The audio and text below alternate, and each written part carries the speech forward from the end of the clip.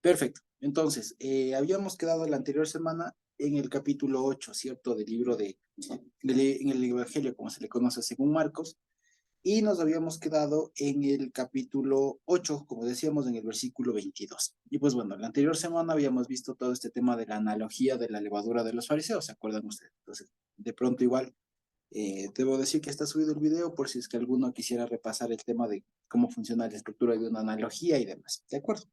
Entonces, ahora nos vamos aproximando a otro momento, digamos, que es bastante cumbre en todos los evangelios y como no el de Marcos, que viene siendo esta declaración que da Pedro respecto de que Jesús es el Mesías y posteriormente el gran evento este de la transfiguración, ¿no? De la metamorfosis, digamos, del Señor Jesús, que es la palabra que aparece en griego ahí, ¿no?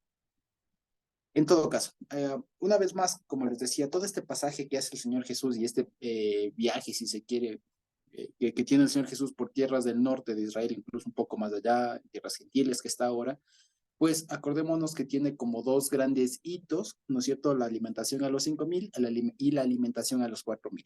Las dos tienen que ver con el rol del Señor como pastor, como profeta y también como rey. ¿Se acuerdan ustedes lo que en el fondo tiene que ver con la reunificación del pueblo, con el evangelio mismo, con la muerte y resurrección del Señor? Pues, ¿de acuerdo?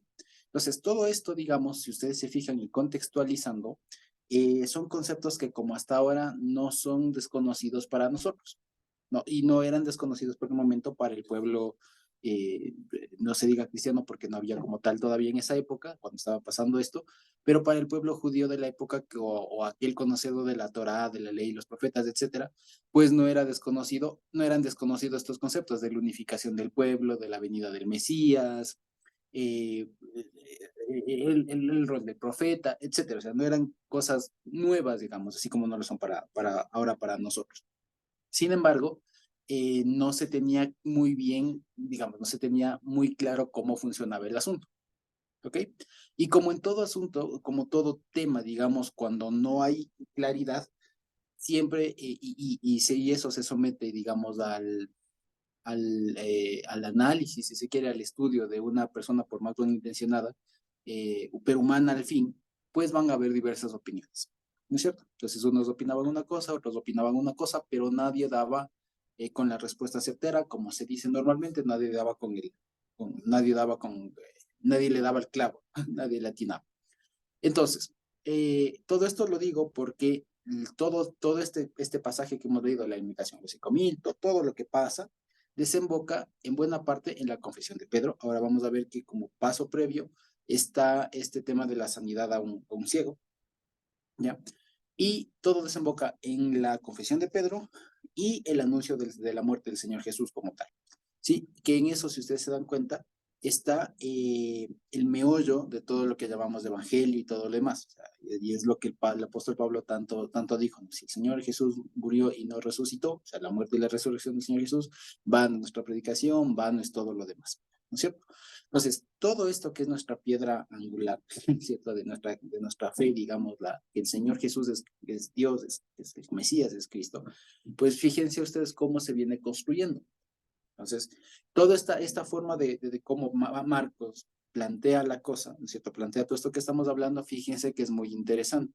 Porque, ¿por qué? Digamos, porque fíjense que digamos, hay muchas formas de comprender esto que nosotros ya sabemos, pero si se quiere, nosotros lo hemos comprendido de los eventos más recientes hacia atrás, ¿vale? O sea, ¿a qué me refiero con esto? Para saber nosotros que el Señor Jesús es Cristo, es Dios y debía morir y resucitar y todo lo demás, nosotros lo estudiamos a partir de los evangelios, a partir de la información más nueva, digamos, ¿no? Hace 2000 años, ¿no? Desde la información más reciente que sí que se tenía, ¿no? ¿Cierto? A partir de ahí lo sabemos. Pero fíjense ustedes que no es la única forma, ¿ya? Hay otra forma que es un poco más contundente, si se quiere, que es la que también hemos estado repasando nosotros, que es verla desde el Génesis, ¿ya? Y ver cómo toda la historia, todos los dichos del Señor, desde el Génesis, de Éxodo, la Torah, los profetas, los escritos, todo hablaban de lo mismo, ¿vale? Entonces, fíjense, ahora Marcos precisamente me he dado cuenta que va marcando con todo lo que va relatando, va marcando eso. Entonces va recordando con eventos parecidos a la salida de Egipto, al Pentecostés, a todo aquello, los va relacionando mucho con, ya no con la figura, o sea, fíjense ustedes, ya no con la figura de Moisés o del rey David o de algún profeta, sino los va relacionando con la figura del mismísimo Señor Jesús, ¿ya? Como diciendo entre líneas de lo que después dice más claro Pablo y muchos otros, ¿no? Todo aquello que era, que se anunciaba como sombra, pues del cuerpo es Cristo, es Él, ¿vale? Es eso. Entonces, fíjense ustedes, pero una vez más, lo que me interesa no es tanto que lleguemos a la conclusión que dice Pedro, tú eres del Cristo, digamos, sino que además de eso, notemos cómo es que se va construyendo. ¿Por qué? Porque esta es una forma muy interesante de cómo presentar al Señor Jesús como Mesías, ¿ya? Con argumentos bíblicos y todo, a una persona que de pronto no pueda conocer, que no haya conocido el Evangelio, o bien que solo conozca el Evangelio, ¿ya? Como nosotros, ¿sí? Entonces, fíjense, ahora, volviendo ya al asunto, como, como lo vimos la anterior semana, el antecedente próximo a este relato del hombre, de la curación del hombre ciego, ¿no es cierto?, es la levadura de los fariseos. Y fíjense, como habíamos visto, y a propósito de una pregunta que nos hacía Anthony, pues habíamos visto precisamente que una era la postura de falta de educación todavía o de proceso de educación, que era lo que generaba, digamos, una especie de duda, incomprensión todavía de los discípulos. O sea, no es que no habían nacido de nuevo, sino que estaban en proceso de formación, ¿ya? Y otra era la de los fariseos, que de plano no era, ¿no es cierto? Entonces, fíjense, si ustedes se dan cuenta, los discípulos están en un, están en un estado, valga la redundancia, de, de formación. Todavía no han llegado a su nivel, digamos, a su estado máximo de madurez, si se quiere, de maduración, en la que estaban dispuestos a dar su vida por el Evangelio. ¿De acuerdo? Y esto, de alguna manera, es lo que vamos a ver reflejado en el milagro, como se suele decir, de la sanidad de este hombre ciego. ¿Sí? Porque si no, fíjense ustedes que es una cosa un poco extraña, que irrumpe en el relato, al igual que el relato de la mujer sirofenicia, del otro hombre que le curan que era un poco, digamos, sordo y mudo, que son como relatos sí de milagros poderosos del Señor y todo lo demás, pero que en el relato como que irrumpen un poco, ¿cierto? O sea, si se quisiera, no es como por ejemplo Mateo, que se da todo un buen, se toma todo el tiempo para explicar lo del Sermón de la Montaña, que son 3 o 4 capítulos casi, que hablan de toda la doctrina del Señor. En cambio aquí nos está llevando digamos, por todos algunos eventos y cosas, pero que como que en algún momento parecen como que algo no cuadra, ¿ya? Y este pasaje, como les decía, del hombre este ciego, tiene una particularidad, porque no es, porque experimenta una sanidad particular precisamente, ¿sí? Entonces, fíjense, para no dar más rodeos, ¿qué les parece si leemos? ¿Sí? Entonces, en Marcos 8:22, dice, vino o vinieron, dice, está en plural ahí, vinieron luego a Bethsaida y le trajeron a un ciego y le rogaron que le tocase. Entonces, tomando la mano del ciego, le sacó fuera de la aldea y escupiendo en sus ojos, le puso las manos encima y le preguntó si veía algo. Él, mirando hacia arriba, dijo, veo hombres, como árboles veo que andan. ¿Ok? Luego le puso otra vez las manos sobre los ojos y le dijo que le hizo que mirase y fue restaurado y vio de lejos y claramente a todos. Bueno, y lo envió a su casa diciendo, no entres en la aldea, no lo digas a nadie nada. No digas a nadie en la aldea, ¿ok?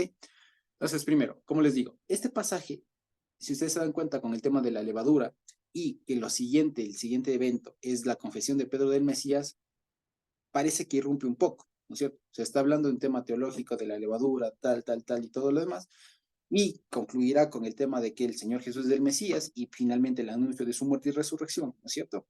Y en el medio hay un evento de sanidad de un ciego, y además de una manera particular, que le escupen los ojos, que primero ve un poco borroso aparentemente y después termina viendo bien. Entonces uno se pregunta, ¿por qué pasa esto? Es extraño. Y así en todo caso, si me están relatando, bueno, además me está relatando un viaje también, entonces, bueno, por el tema del viaje se entiende que de pronto pasó eso y por un orden cronológico tocaba incluirlo ahí, digamos. Pero si además del tema cronológico le queremos ver como un camino, como una secuencia, como una enseñanza continua que lleva un mismo hilo conductor, algo tendrá que significar, ¿ya? Y aquí, digamos, volvemos al mismo punto de siempre. Este evento se puede aproximar o lo podemos ver como normalmente se lo suele ver, o sea, de manera aislada, un evento de sanidad del Señor y explicarlo a partir de eso, ¿de acuerdo?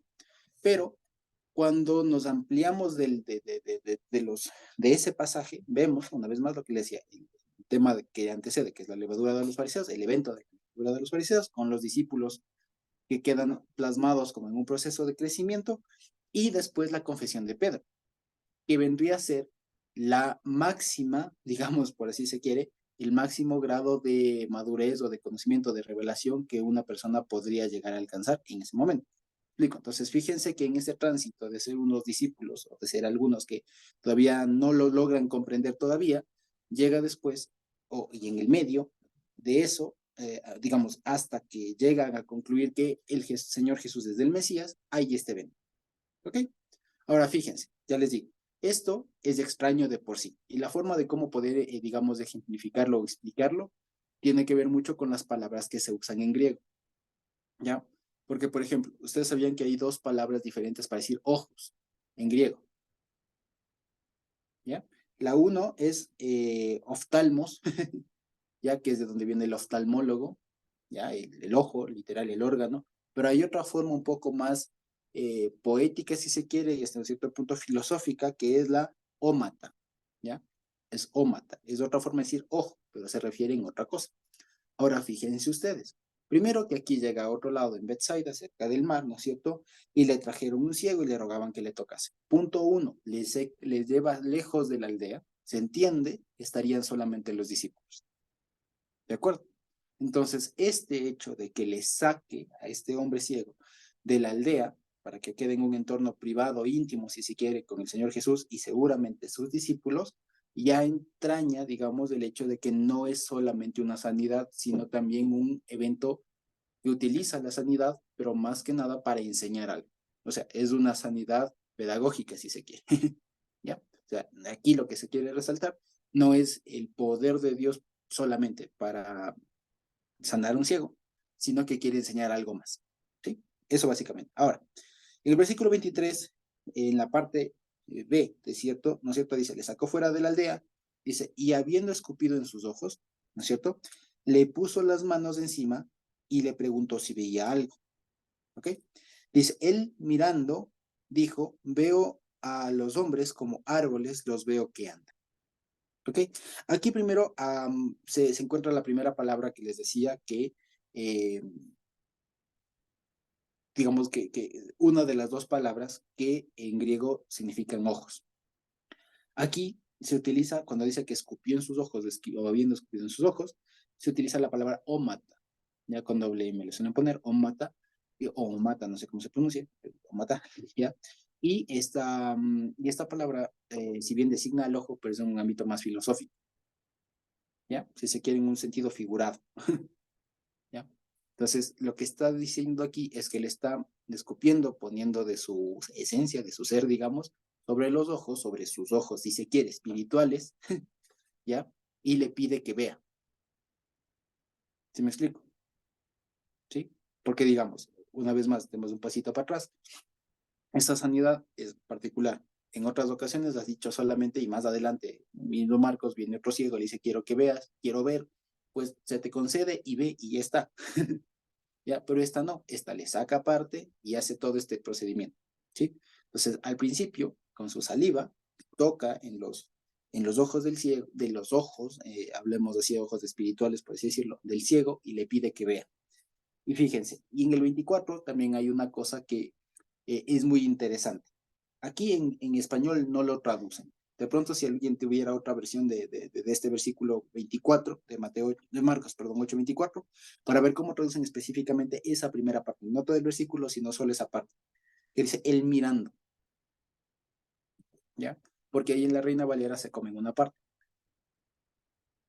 No sé si de pronto alguien por ahí la tiene, ¿sí? Pero no perdamos de vista que ahorita el Señor Jesús le está, digamos, tocando los, por así decirlo, ojos espirituales o está utilizando la palabra ojos en un sentido más profundo, no solo el órgano, ¿sí?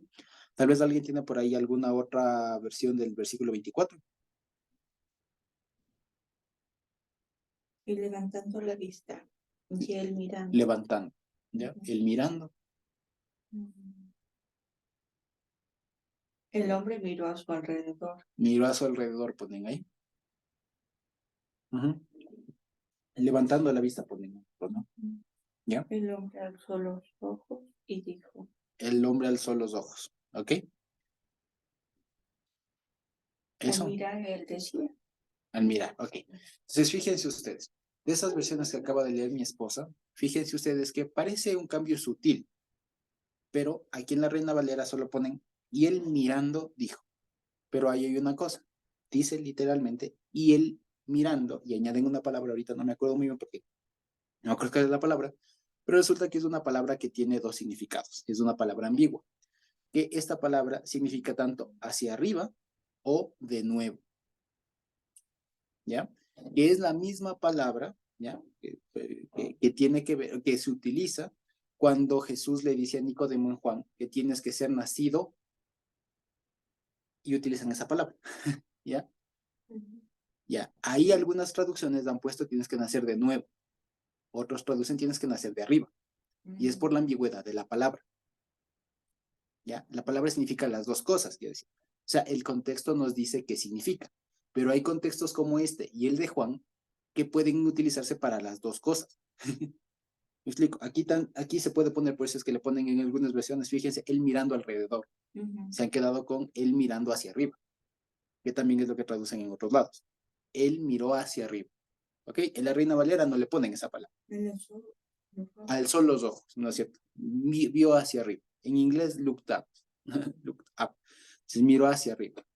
Pero en algunas otras versiones incluso prefieren, no encontré, ahorita no hemos visto alguna, pero en algunas otras, especialmente en inglés, ponen viendo de nuevo. O sea, como diciendo, recuperando ya la vista. Fíjense ustedes, ¿ya? Aquí no hay, creo que en español no hay alguna, pero en inglés sí había algunas, que decía viendo de nuevo. ¿Ya? Fíjense ustedes. En todo caso, hay una palabra que en la Reina Valera se omite, ¿sí? Y que significaría tanto mirando hacia arriba, o sea, levantando la cara, pues, viendo, o viendo de nuevo, o sea, recobrando la vista, entiéndase. ¿De acuerdo? Dijo, y aquí fíjense que también viene una cosa. La Reina Valera dice, veo los hombres como árboles, pero los veo que andan. Y esta es una cosa que en realidad es un poco oscuro en el griego, es un poco complicado, entendí, estaba revisando, traducirlo, porque literalmente sonaría así, fíjense. Veo hombres, así dice, veo hombres, porque como árboles veo que andan. Así dice literalmente, y es una frase extraña, ya les digo, ¿ya? Es una frase extraña que para tratar de darle sentido le traducen como ponen acá. Veo a los hombres como árboles, veo a los hombres como árboles porque los veo que andan. Pero si nos ponemos a pensar, tampoco tiene sentido, porque los árboles no andan. ¿Sí me explico? Entonces, de aquí vienen dos explicaciones. La una fisiológica, digamos, o sea, anatómica, de que el Señor Jesús cuando le sana, lo sana, digamos, en dos fases. Una que le aclara un poco la vista y como que él dijo, veo como sombras, ya veo borroso, veo borroso, entiendo que son hombres, pero a la vez les veo como árboles, pero no son árboles porque se mueven, alguna cosa así. O sea, la idea es que está viendo borroso, ¿cierto? Ah, perdón, sí, ahora lo hago, permítanme que no sé cómo. Ahora sí, ya. Perdón, Emilita, ahora sí. De pronto, igual, si quieren hacer alguna pregunta, lo pueden hacer. Entonces, fíjense ustedes. Entonces, la respuesta que da este ciego, viendo hacia arriba o viendo de nuevo, ¿no es cierto? Es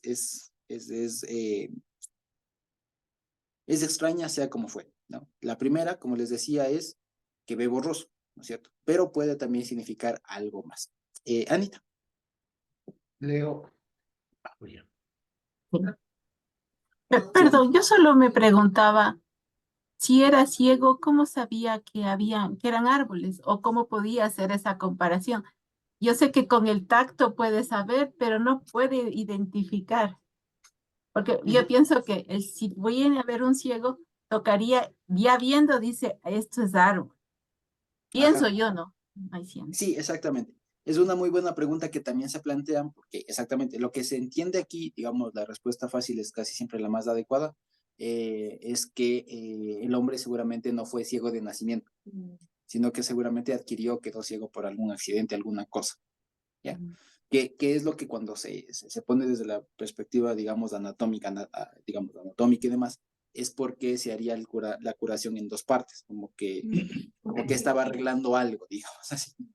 Ya como que estaba ajustando, digamos, justo a propósito, digamos, como para entenderlo, ¿no? Yo recién con Jessy nos mandamos a hacer unos nuevos lentes, y cuando nos medían, resulta que como tenemos miopía y estigmatismo, entonces la miopía no deja ver de lejos, pero el astigmatismo hace que se desenfoque, independientemente si veo bien o no de lejos, hace que se desenfoque.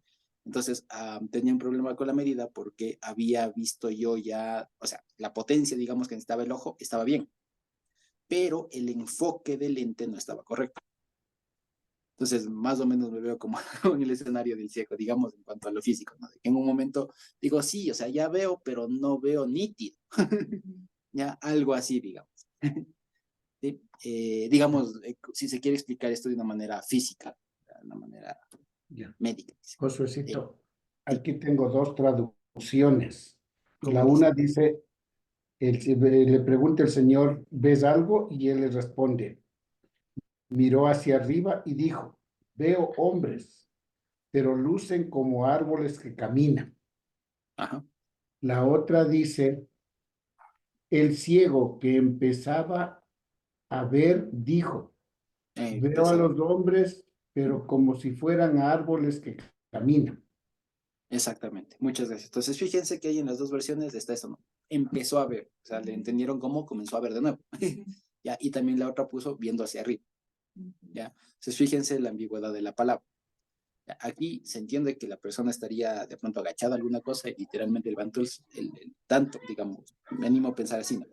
Que es que la persona literalmente alzó la cabeza, ¿no es cierto? Y que además también volvió a ver, o sea, recobró la vista, digamos. O sea, se podría entender de las dos maneras, no hay problema. ¿Sí? Hermana Digna.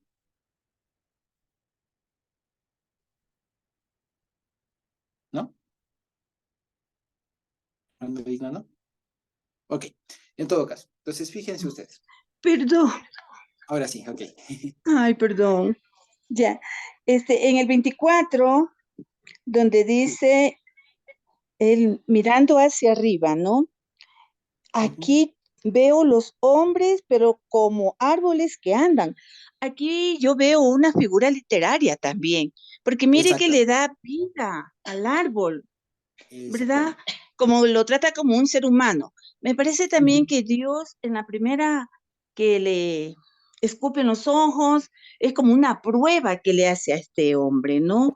Para luego, ahora sí, nuevamente en el 25, donde le dice que le pone nuevamente las manos, es para ya que él vea, ya la definición se puede decir del milagro, ¿no es cierto? Entonces, lo que sí me llamó la atención fue que aquí utiliza una figura literaria. Exactamente. Muy bien. ¿Y qué figura literaria sería?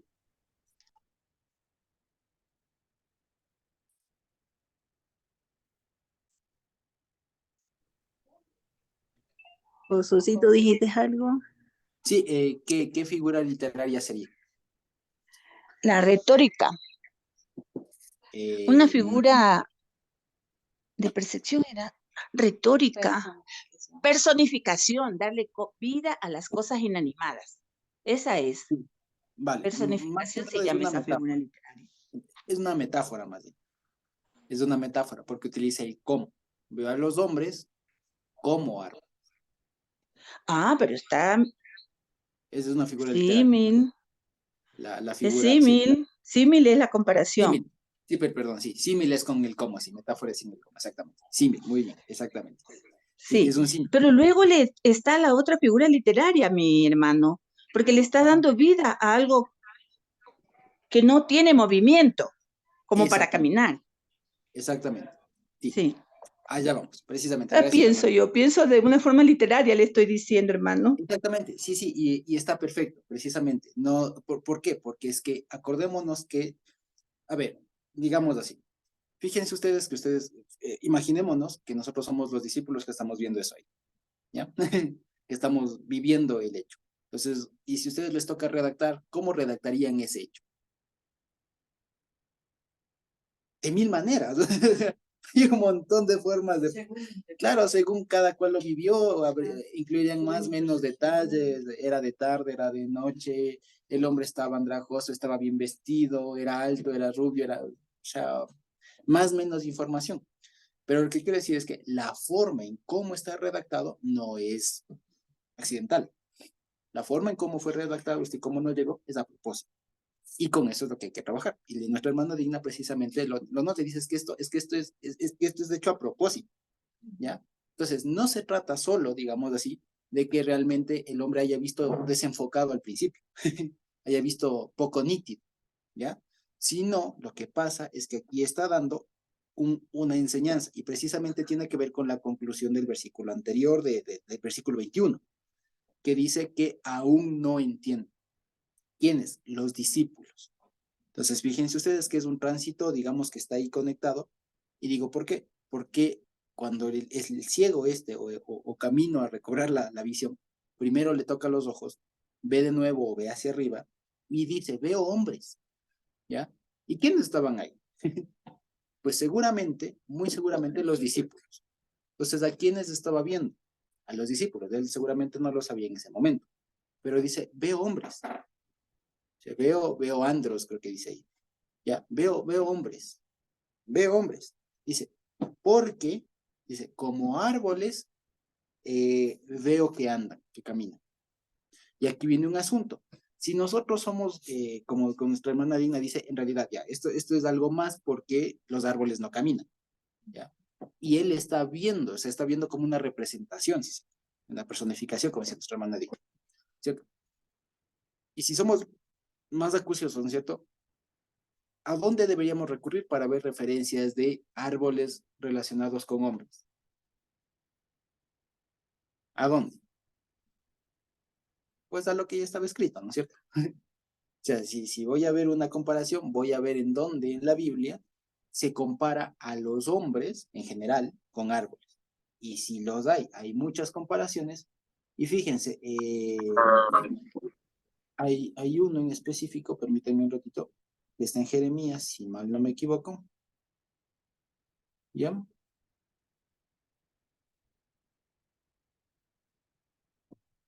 Jeremías o es en Ezequiel.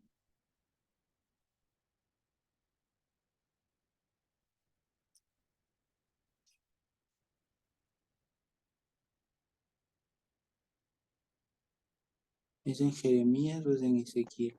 ¿O es en Isaías? Bueno, pero hay una referencia en Jeremías, ya después les digo, creo que es en Jeremías 5, si no estoy mal, que hay una referencia en donde el Señor precisamente les refiere o les asemeja a los hombres como árboles, ¿ya? Y se hace una fábula ahí de que los árboles querían poner rey sobre ellos y buscaban a alguien que sea rey, y finalmente le dicen a la zarza que sea el rey, ¿ya? Y tal. Es Jeremías, exacto, Jeremías 17. No, a ver. No, no es esto. No, ya les digo, es la parábola, digamos, que les hace cuando los árboles van a buscar una planta, otro árbol que les sea rey, ¿ya? Aunque la parábola esta como tal, digamos, tiene otro desenlace porque terminan rechazando el gobierno del Señor, ¿ya? Lo que sí que se resalta ahí es que los árboles son una figura literaria, como diría nuestra hermana Dina, son una figura que se utiliza en la Biblia para representar a los hombres. Entonces, lo que se está diciendo aquí, además de que veía borroso, es que el ciego estaba viendo no con sus oftalmos, no con sus ojos, digamos, sino con sus ojos espirituales. Si se quiere, o sea, veía a los discípulos como árboles. ¿Ya? Y si se quiere, eran todavía árboles, digamos, eran árboles, básicamente eso. O sea, estaba recibiendo una visión, si se quiere. ¿Sí? Digamos, de alguna manera esto, y si en algo se quiere relacionar con esta parte de Jeremías, ya les digo, de Ezequiel, no me acuerdo muy bien. Aquí Josué citó en Isaías 61:3 hay algo que ¿Qué dice? hace ahí 61:3 dice, y a ordenar que los afligidos de Sion se les dé gloria en lugar de ceniza, óleo en lugar de luto, manto de alegría en lugar de espíritu angustiado, y serán llamados árboles de justicia, plantío de Jehová para gloria suya. También, sí. No. Ahí No, dice ya me que acuerdo. los hombres En serán Jueces 9. llamados árboles, ¿no? También, sí es cierto. Pero también es esto, fíjense. Es en Jueces, ya me acuerdo, es en Jueces 9, ya lo encontré. Es en Jueces 9, dije, en el Jueces 9:14, dice, por ejemplo, dijeron entonces todos los árboles a la zarza. Ahí está, anda tú reina sobre nosotros, sí. sobre nosotros. Y la zarza respondió a los árboles y todo. Entonces hacen una parábola ahí, ¿sí? Pues básicamente los árboles representaban al pueblo, A ¿ya? los Que hombres. estaba eligiendo un rey donde no era, básicamente, ¿ya? Entonces fíjense ustedes que si de alguna manera lo relacionamos con este evento de allá de Jueces 9, con esta parábola de Jueces 9, pues se ve, digamos que este ciego les ve todavía como árboles que se mueven, ¿ya? Es decir, les ve a los discípulos en proceso, ¿ya? Les ve a los discípulos todavía en su proceso educativo, que es como lo que veíamos de arriba en el evento de la levadura de los fariseos. Estaban los discípulos, pero que daban con todo, que tenían todos los datos, pero todavía no lo armaban. Todavía no llegaban a comprender, a ver el panorama completo. Aún no lo comprendían, ¿sí? Aún no lo inteligenciaban, ¿sí? Aún no lo maquinaban, pues, ¿sí? Entonces, eso es a lo que va, ya les digo, porque esto literalmente tiene una complicación un poco extraña de comprender, porque los veo como árboles que caminan. Entonces, tiene más que ver.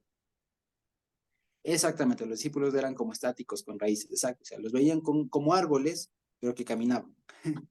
Entonces, se entiende que, digamos, es una contradicción, porque por ende, por definición, el árbol no se mueve. Tiene raíces y todo lo demás, pero dado que se mueven, podríamos inferir que de pronto el caminar era corto, era torpe, si se quiere, alguna cosa así, ¿ya? Entonces, digamos así, eso es lo que está, digamos, aquí de fondo, ¿ya? Que o sea, digamos, el Señor Jesús está utilizando este evento de la sanidad con este ciego para demostrar la realidad espiritual de los discípulos, en pocas palabras, ¿ya? Entonces, en lo que le hace recuperar al ciego en 2 pasos, muestra también a la vez en el mismo ciego y en la forma de ver el ciego, cómo es que el Señor en un momento les hace ver a medias, digamos así, o va, digamos, o se ve el proceso de curación, digamos, en donde primero se ve como borroso, como lo que diría después Pablo, primero veía como por espejo, y ahora ya veo bien, ¿ya? Pues eso queda retratado acá, antes de darle la palabra a Carmita, y después ya cuando vuelve a hacer el tema, dice, ahora sí ya veo claramente, ¿sí? Carmita. Hola, shalom a todos. En el comentario que hiciste hace un ratito, cuando dijiste o alguien dijo los árboles tienen raíces, pero los ve que andan, o sea, esta contradicción me vino a la mente como que, eh, a ver, pero que andan no sería un problema si son hombres. Pero porque son árboles y tienen raíces, no deberían andar. Entonces, la idea que me vino es que, o sea, me vino que los árboles, por su naturaleza, necesitan estar aferrados a sus raíces. Y, y el hecho de que caminen están yendo contra naturaleza. Se me vino una idea así como que si nosotros estaríamos aferrados a nuestra raíz del reino de los cielos, o los discípulos estarían aferrados a la raíz del reino de los cielos, ya no caminarían. Dejarían de actuar como hombres, porque Dios actuaría por ellos. Un árbol para dar fruto no tiene que moverse, no tiene que esforzarse, como que ocurre, brota el fruto. Y el hecho de estarse moviendo es como la naturaleza humana que siempre tiende a tratar de solucionar las cosas, a hacer algo, porque si no parece que está perdido y no puede descansar en que el fluir de Dios puede dar fruto, desde luego bebiendo de lo que tiene que beber, comiendo de lo que tiene que comer en el sentido espiritual hablando. No, o sea, una impresión que me vino al momento, ¿no? Tal vez para entender por qué esta cosa extraña escrita de esta manera. Sí, otra forma también de entenderlo, digamos, lo que pudo haber visto el hombre y cómo, digamos, quedó retratado, es que tal vez los veía como solo moverse, así. De alguna manera andan, caminan, como que se mueven. O sea, entender el caminar no como que se desplazan, sino como un mero movimiento, digamos. El asunto en todo caso es que esto no es solamente un hecho de que todavía no veía claro, de que veía borroso, digamos, sino de que además estaba viéndose la representación de los discípulos.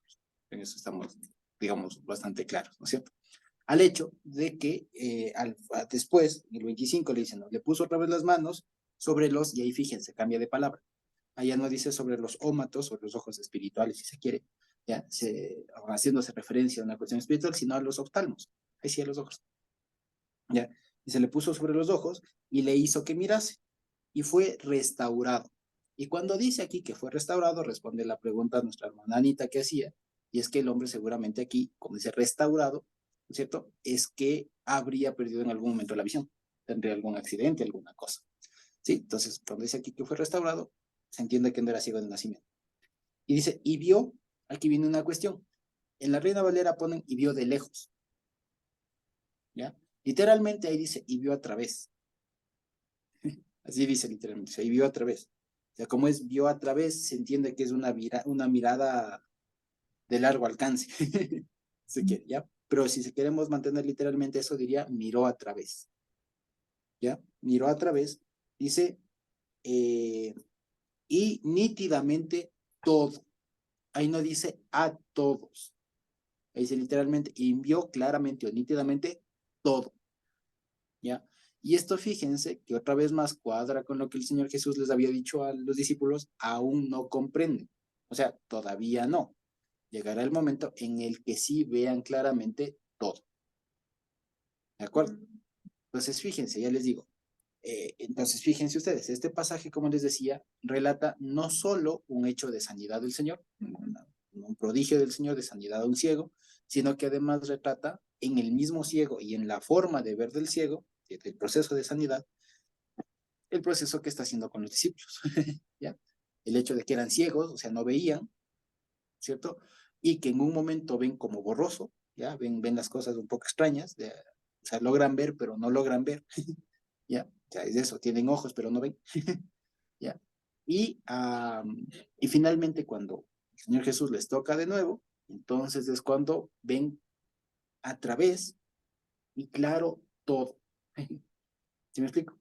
Entonces, fíjense que es una forma muy interesante, ya les digo, de poder comprender este pasaje de esta curación de este ciego, que queda como sándwich entre el episodio de la levadura y la confesión de Pedro.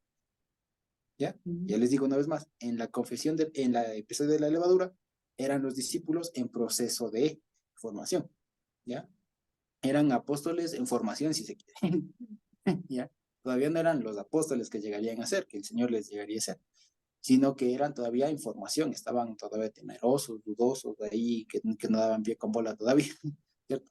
Pero finalmente esta declaración que de pronto ya es conocida para nosotros, ¿no es cierto?, de Pedro, de que tú eres el Mesías y todo lo demás, terminaría siendo el vieron completamente todo, ¿sí?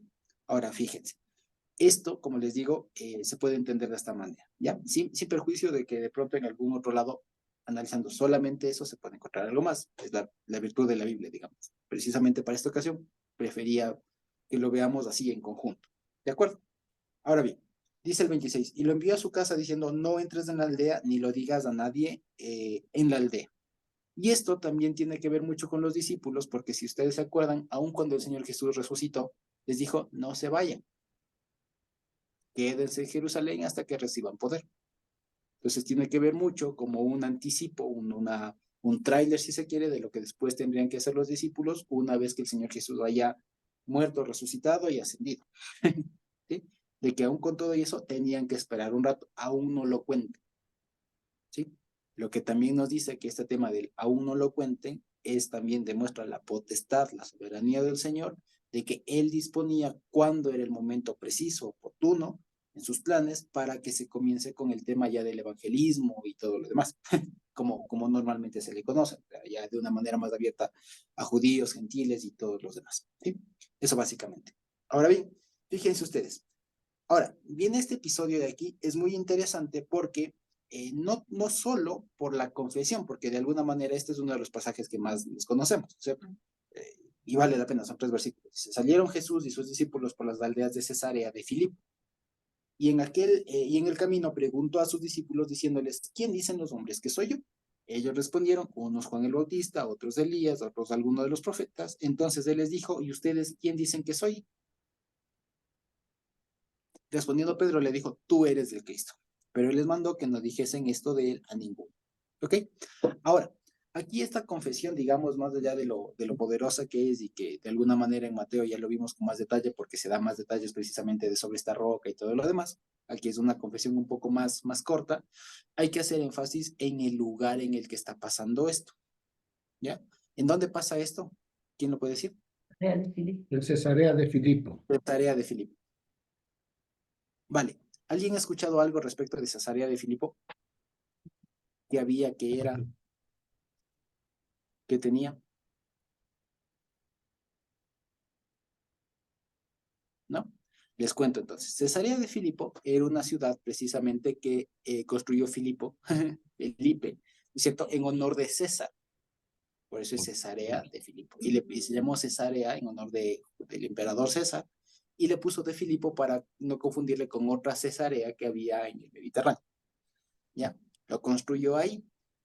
Eso no es todo. Resulta que este lugar es muy simbólico porque enmarca, digamos, o encierra un culto idolátrico ancestral. ¿Ya? Esto es muy conocido. Resulta que Cesarea de Filipo, Cesarea, lo que nosotros ahora, la Biblia lo recoge como Cesarea de Filipo, también tiene otro nombre, y con este nombre lo van a encontrar también en el Internet. Si ustedes buscan en el Internet la palabra Banias, así con B grande, Banias, V-A-N-I-A-S, Banias, ustedes lo buscan en el Internet, van a encontrar que le sale Cesarea de Filipo, y que principalmente una de las primeras imágenes que le sale es una cueva. ¿Ya? Resulta que Cesarea de Filipo era un pueblo muy comercial y todo lo demás, pero la virtud que tiene es que está en los pies del monte Hermón. ¿Y alguien sabe de qué pasa ahí en los pies del monte Hermón? La transfiguración. La ¿Mande? transfiguración. No. No. Es un hecho geográfico en realidad, no es nada. Que a los pies del monte Hermón y precisamente de esa cueva que hay ahí, ya nace uno de los afluentes del río Jordán. Así es. ¿Ya? Y además, en esa cueva, ¿ya? En esa cueva había y hubo durante mucho tiempo, desde antes y después del Señor Jesús, un culto muy fuerte al dios Pan. El dios Pan. Por eso la ciudad en árabe se llama Panias, con P. Panias, porque es del dios Pan. Y Banias pasó precisamente al hebreo. Banias. ¿Ya? Y le renombró Felipe por Cesarea de Filipos. ¿Ya? Cesarea de Filipos. Le cambió de nombre, pero era Banias. Ahora, ¿qué pasa? En ese lugar, al momento en el que el Señor Jesús estaba hablando, había una gruta, una cueva, que es lo que hay hasta ahora, que se hizo esa cueva, le hicieron. Porque de esa cueva resulta que antes, ahora ya no mucho, pero antes ahí chorreaba literalmente el agua.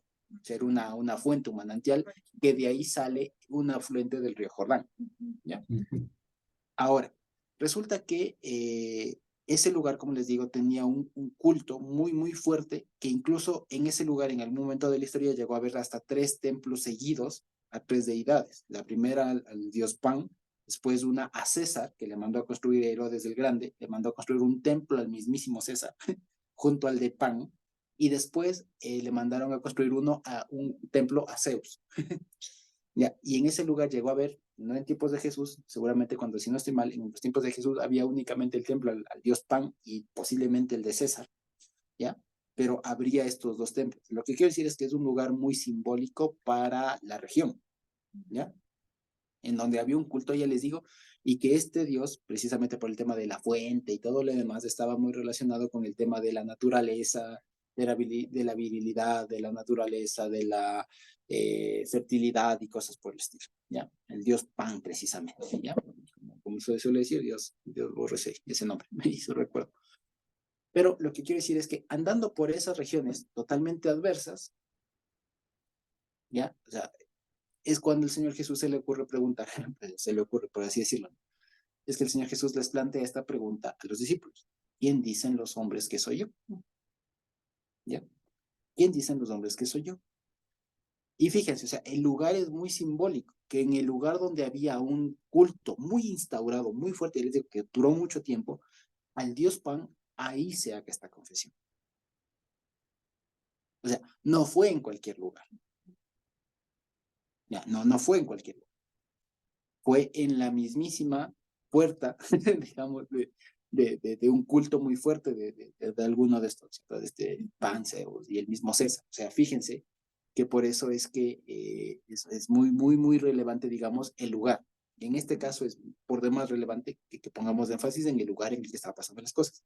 Ya les digo, si ustedes se meten al internet, ustedes podrán ver que es una cueva, es una gruta, ¿ya? En donde de ahí sale un río, sale en la fuente, y eso va a dar al río Jordán, y para allá, y todavía incluso hasta ahora se encuentran las ruinas un poco de estos templos que había ahí. Se encontraron incluso, para que ustedes vean cómo era el culto, se encontraron como una especie de cementerio de las cabras que sacrificaban ahí, porque al dios Pan, a este Pan, se le relacionaba como con una especie de fauno, una especie de mitad cabra, mitad persona.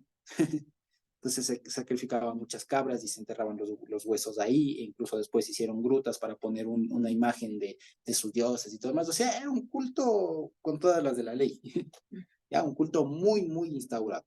Y en esas regiones, en esa región, en ese ámbito, que ya les digo, por demás adverso, es cuando el Señor Jesús hace esta pregunta y se termina dando esta declaración. O sea, fíjense la perspectiva que tiene Marcos, que lo dice todo, pero no dice nada.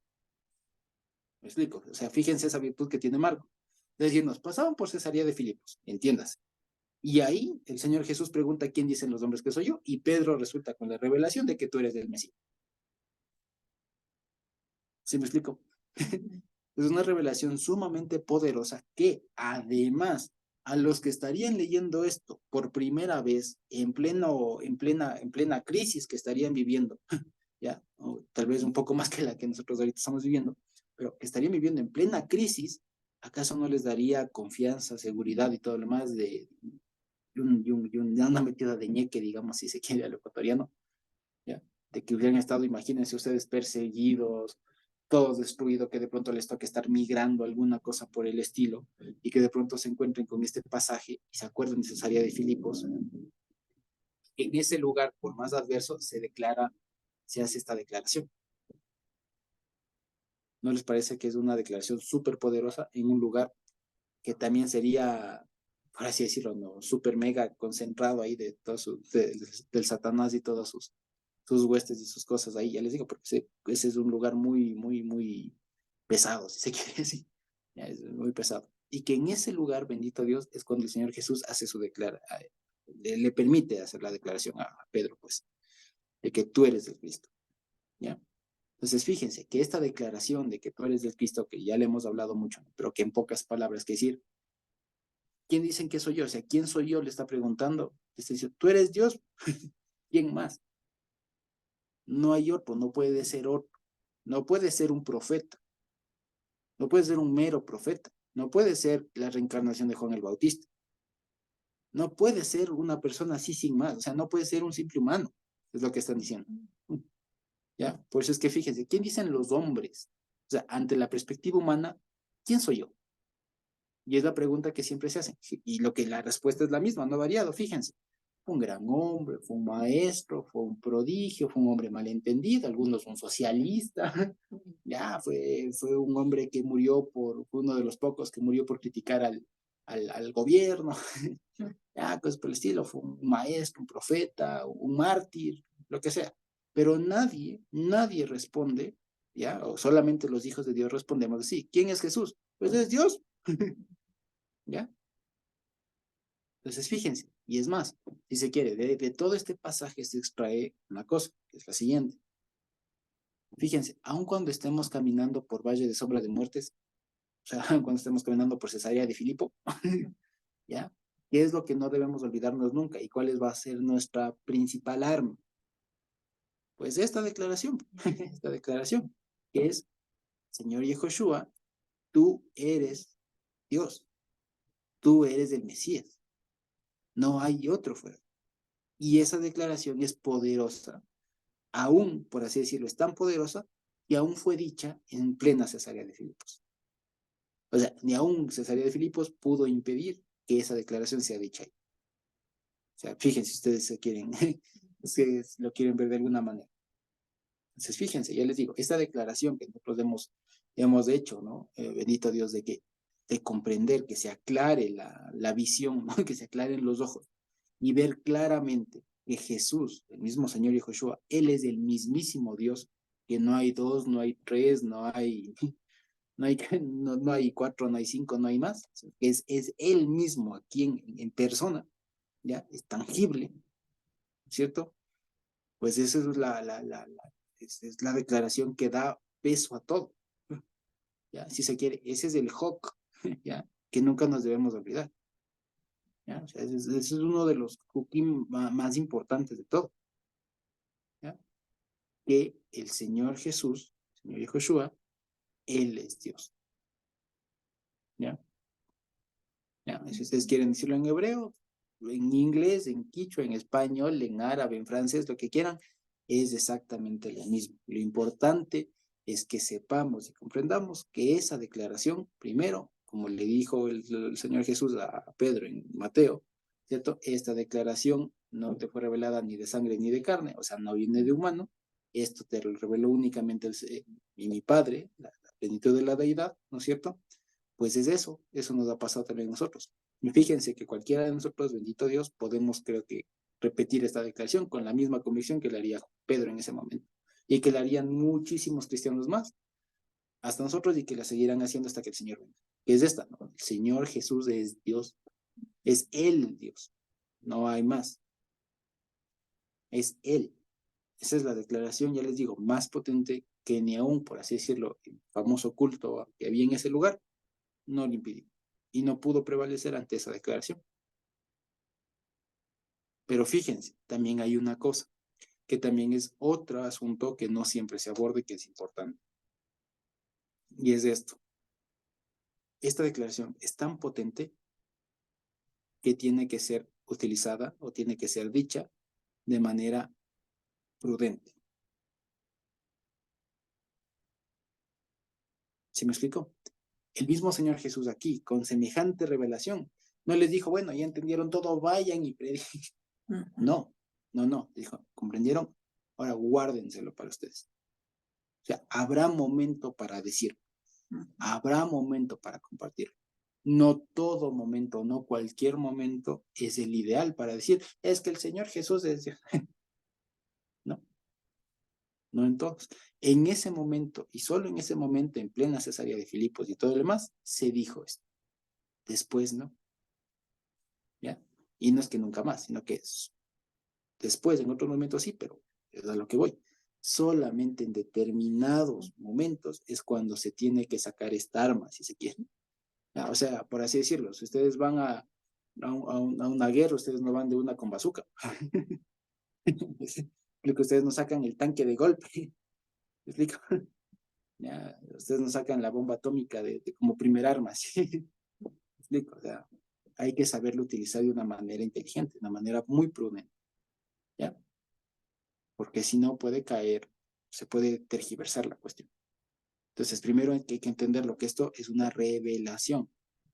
Porque yo, cualquier persona de la calle, le puedo decir, oiga, venga, le enseño algo de la Biblia. Le voy a enseñar, le voy a compartir que Jesús es Dios. ¿Ya? Y la persona dirá, sí, he escuchado cualquier cosa, pero no entra, y por eso les digo, no es cuestión de decirlo así nomás, sino de que esto tiene que ser una revelación, porque así como se lo reveló a Pedro, se nos reveló a mí y a cada uno de nosotros. Y eso es lo que hay que procurar cuando se diga esta frase. No es nomás de decir así a buenas y primeras. Ya les digo, hagan cuenta que nos encomiendan un arma, si se quiere, o algo demasiado precioso, ¿ya? Como para estar utilizándolo así como que si fuera cualquier cosa, ¿ya? Esto que entre nosotros podemos decir, amén, gloria a Dios, aleluya, el Señor Yahushua es Dios entre nosotros, se entiende, pero no es para andarlo divulgando. O sea, hay que tener mucho cuidado. Solamente, es decir, solamente cuando Dios nos permita y nos autorice a decir esto, lo decimos. ¿Me explico? De otra manera, hay un montón de formas de predicar, hay un montón de formas de decirlo, pero esta frase y algunas otras es muy valiosa. Y ya les digo, porque, por ejemplo, hace unos años era muy solo de cristianos, por así decirlo, esto de que la sangre de Cristo tiene poder, por ejemplo. ¿Ya? ¿Ya? O Dios le bendiga, o bendiciones, era muy de cristiano. Pero fíjense ustedes que por el uso y el abuso, ahora cualquier persona dice bendiciones, por un lado. Y incluso hasta por burla, que es lo que más duele, a veces dicen la sangre de Cristo tiene poder, alguna cosa así, hasta memes se han hecho de eso. Precisamente por el mal uso. ¿Ya? Entonces, fíjense, esta es una frase que Dios creo que le ha resguardado mucho, mucho, mucho, mucho, para que no caiga en boca de gentiles. ¿Me explico? Y hay que tener celo también con esto, porque no cualquier persona puede andar diciendo, ay, sí, Jesús. ¿Me explico? Y también nosotros hay que saber ser responsables con lo que el Señor nos entrega, nos regala. ¿Ya? Hay que ser muy responsables, y hay que ser como los apóstoles. ¿Hemos entendido? Sí, guarda eso, mediten. No es para andar diciendo así a medio mundo. ¿Ya? Porque entendamos que esto es una revelación, es un regalo, no nos pertenece. Y hay que pedir al Señor siempre que nos enseñe cómo utilizarlo, con quién compartirlo. Entre nosotros lo podemos hacer, con plena libertad. ¿Ya? E incluso ya en algún momento ni hace falta repetirlo. ¿Explico? ¿Ya? Pero ya les digo, esto por ejemplo, aquí se da un caso, cuando ustedes estén pasando por Cesarea de Filipos, díganlo. ¿Entiendas? O sea, si en algún momento ustedes están pasando, cualquiera de nosotros está pasando por un momento de angustia, de que realmente se le ve al enemigo aquí, ¿no? Ahí es cuando hay que predicar, ahí es cuando hay que decirle, oye, pues no eres Dios. Me explico, pero no en cualquier lugar. Con la alimentación a los 5,000, con la alimentación a los 4,000, ahí no andaban los discípulos diciendo, es que el Señor Jesús es el Mesías. No, aquí sí. Entonces ya les digo, esto es un arma, ya les digo, hagan cuenta que es una bomba atómica, por un lado, o sea, y hagan cuenta que es un diamante, que es una cosa pero valiosísima, que ustedes no van a sacar así a la primera, ¿ya? Sino solamente, por ejemplo, cuando estén pasando por Cesarea de Filipo, cuando estén pasando delantito por las narices de Bani, ¿ya? Ahí y solo ahí se puede utilizar, y en alguna otra ocasión importante, digamos. Y que por eso, fíjense ustedes, es que cuando el pecador, como se suele decir, pecador, Dios le concede el arrepentimiento, lo dice. Es una forma, si ustedes se dan cuenta, de que está saliendo de Baños. Me explico, está saliendo de Cesarea de Filipos y por eso puede ya decir, es que el Señor Jesús es Dios. ¿Me explico? Entonces, ya les digo, es una declaración, ya les digo que es una revelación tan importante, tan potente, que no es nomás de decirlo. Ya les digo una vez más, vean, hermanos, hermanas, cuidemos mucho de las cosas que el Señor nos ha dado. Ya les digo, hoy me da mucho, mucho dolor cuando a veces en redes sociales, memes y todo lo demás, veo frases que en un momento eran netamente cristianas, así pisoteadas. O sea, el tema de, ya les digo, el simple bendiciones, ¿ya? O el tema de la sangre de Cristo tiene poder, alguna cosa así. O de amén. O de amén, cosas por eso. Sí. Entonces, hay que ser muy celosos con las cosas que el Señor nos da. Hay que ser muy, muy celosos. Y con esta, que es una de las más grandes revelaciones, ya les digo, hay que ser demasiado celosos. Y hay que saber utilizar, hay que saber cuándo se lo utiliza. Y una vez más, esta declaración de que el Señor Jesús es Dios se utiliza especialmente cuando se está pasando por delante del enemigo. ¿Ya? Cuando toca pasar. ¿Me explico? ¿Ya? Entonces, para que no utilicemos y no seamos irresponsables, si se quiere, o muy alegres, muy así, digamos, despistados, ¿no? Así, muy ligeros en andar diciendo las cosas. Sí, es que ya aprendí que el Señor Jesús es Dios y al que es el que no es. No, hay cosas que se puede predicar y hay cómo se predica y todo lo demás, pero frases, revelaciones especialmente como esto, hay que tener mucho celo. Y hay que saber, ya les digo, hagan cuenta una vez más que es una bomba atómica por un lado, y hagan cuenta que es un diamante, es un rubí, pero precioso, una piedra, pero preciosa, ¿ya? Que ustedes no la andarían exhibiendo así por cualquier lado. ¿Ya? Hay que saber tener celo. Ujú. Yo soy. Sí. Hermanos, el Señor dice en su palabra, no echéis las perlas a los cerdos, dice. No Ujú. echéis las perlas a los cerdos. El incorrecto uso sin el cuidado necesario de las palabras que corresponden al pueblo de Dios y en el momento adecuado tienden a hacerles tan comunes y a utilizarlo en cualquiera circunstancia, ¿no? Como se ha visto ahora o se ve que la gente ahora, cualquiera que no corresponde al pueblo de Dios, lo usa nomás con mucha facilidad. Estaba oyendo el otro día que uno le decía algo así en la calle, es común de los mortales. Le decía algo y el otro decía, amén, amén. Y ahora la palabra común es bendiciones, bendiciones. Y cosas como esas que van ya vulgarizándose, perdiendo el sentido de su contenido y ver en qué momento se debe utilizar. En eso nosotros debemos también tener el debido cuidado de la utilización correcta y oportuna de los términos que corresponden al pueblo de Dios, que corresponden al pueblo de Dios. Entonces, en eso sí debe hacernos pensar un poco de en qué momento utilizamos y cuándo damos también cierta enseñanza a la gente para que pueda ir procesando ese conocimiento, porque como dice en Mateo, allí dice, ¿no? Bienaventurado eres Simón, hijo de Jonás, porque no te reveló carne ni sangre, sino mi Padre que está en los cielos, dices. Entonces, esto es una revelación grande que Dios le da a una persona para entender solamente a través de su Espíritu Santo, no a través del intelecto humano. Entonces hay cosas así que nosotros debemos ser muy celosos y debemos tener como ese precioso joyero, digamos así, de revelaciones que Dios nos da y no para irlo soltando nomás a voluntad y donde quiera, sino saber en dónde se habla, en dónde se dice, de tal manera que al ser pronunciado, dé los resultados que el Señor quiere. Porque Así los es. demás no van a entender. ¿Para qué? ¿Para qué decir si no van a entender? O muchas veces se van hasta a reír de eso. ¿Sí? Exactamente. Ujú. Entonces, fíjense, ¿no? Y lo que quiero hacer notar también para terminar, ¿no? Es fíjense cómo de un mismo hecho, que ya lo estudiamos en Mateo, el Señor siempre permite sacar algo nuevo, algo más, ¿ya? Y que fíjense, en este caso nos pone los pies en la tierra, ¿ya? Respecto de un arma, de una revelación, de un regalo que el Señor nos ha dado. ¿Sí? Y más que nada, digamos, ya para ahora sí ir concluyendo, fíjense ustedes que nosotros, en nuestro caso, debemos estar más que contentos con la revelación esta. O sea, si es que nosotros hemos realmente recibido esa revelación y lo podemos comprender y decir así con plena seguridad, ¿cierto? Repetir, sí, el Señor Yahushua, Él es Dios, o sea, ya está, ya, realmente ya está. Ya. Lo demás será, como diría el apóstol Pablo, ya, ahí sí fíjese ya cada cual cómo sobreedifica.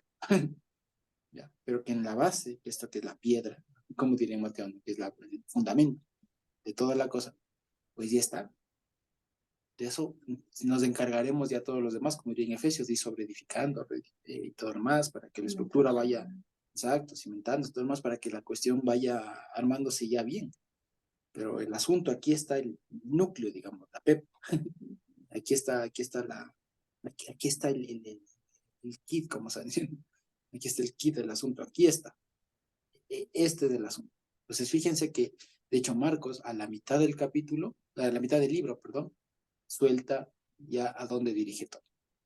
Y que no es solo este versículo de tú eres el Cristo, ¿no? Además, esto está atado, como vamos a ver ya mediante la otra semana, el tema de la muerte y resurrección y el tema de la transfiguración. Estos tres hechos son, si ustedes quieren, son caras del mismo evento, ¿ya? Caras del mismo evento, pero que aquí el Señor Jesús, cuando está inspirando a escribir el libro de Marcos, lo desmenuzó de esta manera para que se pueda comprender mejor.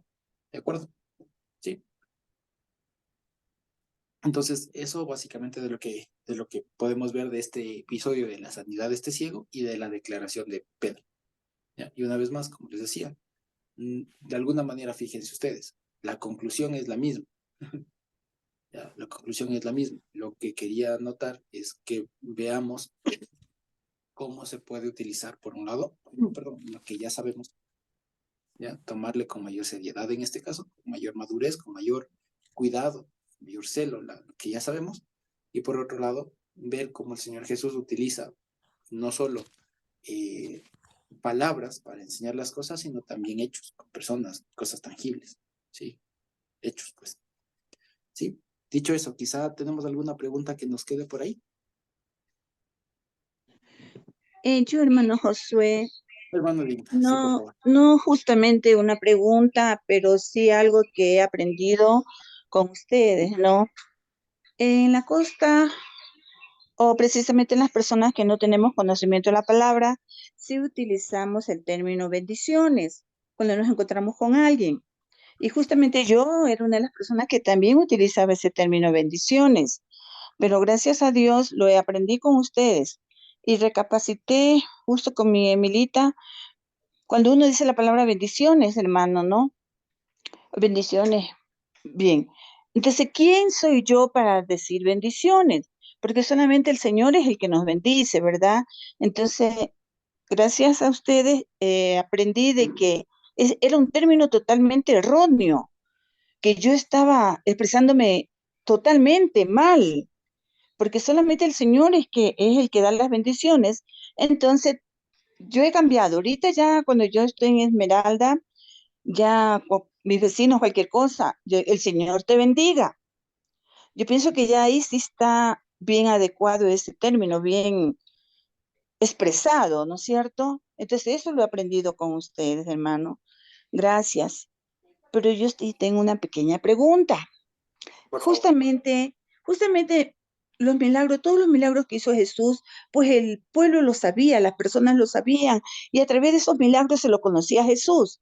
Pero ¿qué sucede justamente en el último capítulo, no, versículo 26, ¿no? Del 28, capítulo 28 al 26, donde después que ya el ciego recobra totalmente la visión, Jesús le dice que no le diga a nadie, ¿verdad?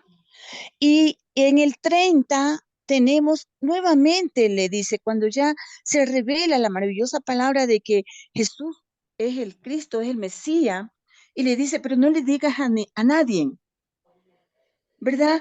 Hay una relación esos dos versículos, el 26 y el 30, porque ahí me falta algo más para entenderlo mejor, porque él ya no quiere que se conozca sus milagros, no quiere que se conozca que él justamente es el Mesías, ¿verdad? Ujú. Sí, entonces Exactamente. ahí, hermano, ahí aclárame un poquito. Gracias.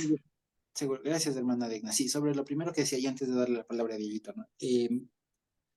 Efectivamente, digamos, lo que comentó nuestra hermana Digna es lo que de alguna manera siempre se suele hablar, este tema de estar como en una constante, ¿cómo se dice? Como fiscalización de nuestras palabras, de nuestros, incluso de alguna cosa que digamos, que sea como nuestra forma de expresión. Entonces siempre vale la pena estarnos evaluando en lo que decimos, ya les digo, si sale alguna palabra, ¿no? O sea, que más que nada que sea merecedora de ser, pues, o sea, que sea merecedora de ser. No, no por eso vamos a dejar de ser cordiales y todo lo demás, pero hay que tener celo, como decíamos, con este tema de expresar, digamos, cosas de la palabra, especialmente en entornos que no corresponden. ¿Sí? Eso por un lado. Y lo otro, lo que nos preguntaba nuestra hermana Digna, pues efectivamente, no es la primera vez que el Señor Jesús hace un milagro y manda a que se guarde silencio, ¿ya? A que se guarde silencio. Y una de las razones es precisamente porque hasta el momento el Señor Jesús no había sido, como diría más adelante, no sería glorificado. Es decir, el evangelio, la predicación del Señor Jesús plenamente se iba a comprender o se iba a apreciar más únicamente o más bien cuando el Señor Jesús haya muerto y haya resucitado. Eso es lo que sella y precisamente da la autoridad para comenzar a predicar el evangelio como tal. Por eso es que fíjense, es lo que decíamos, ni aún los apóstoles, aún cuando ya murió, resucitó y ascendió, el Señor Jesús mismo les dijo, espérense, todavía no se vayan, van a recibir poder para irse a todo lado, a todo el mundo. Pero espérense, falta que reciban poder, falta que se derrame, como se está diciendo, el ruaj y todo lo demás, el espíritu y tal. Entonces, esa es la razón principal por la que el Señor Jesús les dijo, todavía no. ¿Comprendieron? Sí, todavía no. Mediten. Y además, por lo mismo, se corrobora lo que decíamos. Los discípulos ahorita están en fase de entrenamiento. Están en fase de entrenamiento, están todavía aprendiendo, están todavía con el maestro al lado. Y solamente cuando el maestro ya no esté, entonces entran en juego, digamos, los discípulos, ahí sí a predicar, a viajar y todo lo demás que el Señor les permitió hacer. Así que básicamente es por eso, ¿sí? Básicamente es por eso. Hay algunos que solían decir que, por ejemplo, el Señor Jesús les mandaba, o el motivo del secretismo de Jesús, de las revelaciones que iba teniendo, que son revelaciones maravillosísimas, ¿no? Porque uno pensaría, es que son revelaciones así tan maravillosas, ¿por qué no salir a compartir? Bueno, por lo mismo, porque al ser una revelación, es que tiene que ser eso, una revelación, ya, no una noticia, sino tiene que revelarse por un lado. Y otros, lo que les decía es que suelen decir, pero parece que no tiene mucho sentido, ¿no? Que con el secretismo, en realidad lo utilizaba como que para la inversa, para que cuando se le diga, no cuentes, es como para que, como que sabiendo que lo van a contar más todavía. Entonces, pero eso es extraño, es decir, así que más bien la forma es lo otro. O sea, les guardó silencio, les dijo que guarden silencio porque todavía no era el tiempo. Por otro lado, porque todavía no estaban capacitados para, ¿sí? Y porque estas cosas que el Señor iba haciendo eran revelaciones que las personas, los discípulos que lo recibían, tenían que tratarlas como tales, como revelaciones. Entonces, si es que algo se revela, no se enseña. ¿Sí me explico? Hay cosas que uno puede enseñar, que uno puede compartir, que uno puede, digamos, ayudar a que otra persona aprenda. Pero hay otras cosas como estas que uno no logra, yo no le puedo hacer entender a la persona que Jesús es Dios. Digo, yo no puedo, no está en la capacidad humana eso, es una revelación de Dios. Entonces, como son revelaciones de Dios, no se les vaya a cruzar por la mente que esto es cuestión de salir a divulgar, así a querer enseñar, digamos, a querer dar clases, digamos. ¿Sí? Eso básicamente. Exactamente. Es una competencia de Dios, no es. Gracias, hermano. Ya, gracias a usted, hermana Di. Dieguito. Si es que todavía está por ahí. Amén. Muy Ahí. buenas noches a todos mis hermanos queridos. Aquí quería hacer una pregunta, ¿no? En la regulación que Cristo les hace a sus discípulos que les mandó que no dijesen sobre esa afirmación que hizo Pedro, estaría enmarcado también en uno de los mandamientos que dice no tomarás el nombre de Dios en vano. A eso para que los discípulos también puedan enmarcarse en ese mandamiento. Sí, Esa es mi no, pregunta. sí, muy buena pregunta. Yo no lo había visto así, pero tiene sentido, tiene mucho sentido que lo sea, digamos que, digamos así. O sea, lo que dice Diego tiene razón, o sea, está bien por lo siguiente. El mandamiento dentro del decálogo, de los 10 mandamientos, el de no alzarás el nombre del Señor tu Dios para vanidad, porque ahí dice, no, la shaf, para cosa vana, hueca, sin sentido, pues se opera, o una forma de operar con eso es de esta forma que el Señor les dijo, guarden silencio, no lo comuniquen, no lo divulguen. Sí, así que digamos, si lo queremos ver de una forma estructural, la mitzvah, ¿cierto? La mitzvah, el mandamiento es no levantes el nombre de tu Señor para vanidad, para una cosa sin sentido. ¿Cómo se opera eso? ¿Cómo eso se pone en práctica?